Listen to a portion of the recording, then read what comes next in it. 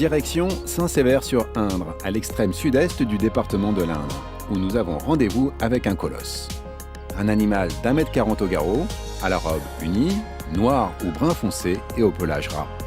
Mais surtout, un animal aux oreilles de bonne, voire très bonne dimension. L'âne, mais pas n'importe lequel, le grand noir du Berry, une race familière et régionale, mais aujourd'hui menacée. Gérard Perrault en est amoureux et c'est notre guide du jour. Est-ce que vous pouvez nous présenter alors le grand âne noir du Berry? Le grand noir du Berry, voilà, c'est un âne qui est grand, qui est noir et qui est du Berry. Apparemment, ils ont énormément cherché pour trouver le nom. Ils ont simplifié. Bon, c'est vrai que les femelles, dans le standard, font entre 1,30 m et 1,40 m au garrot. Au garrot, ouais, et le mâle fait oui, celle-là fait un petit peu plus. Ouais. Et le mâle fait entre 1,35 et 1,45. D'accord. Il est noir, le ventre blanc. Ouais. La tête est assez longue, les oreilles devraient faire à peu près la moitié de la hauteur faciale. D'accord.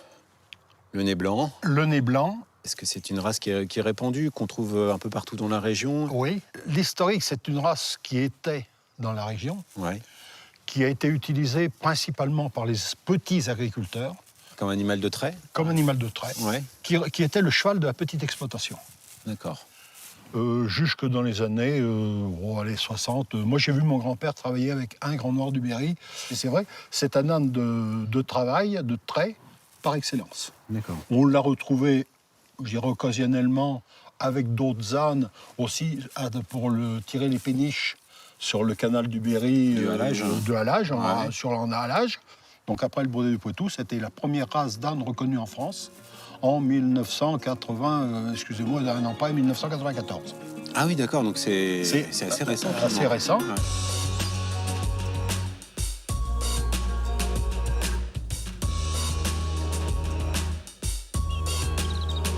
Ah, viens ma ficelle. Tu viens ma ficelle, hein?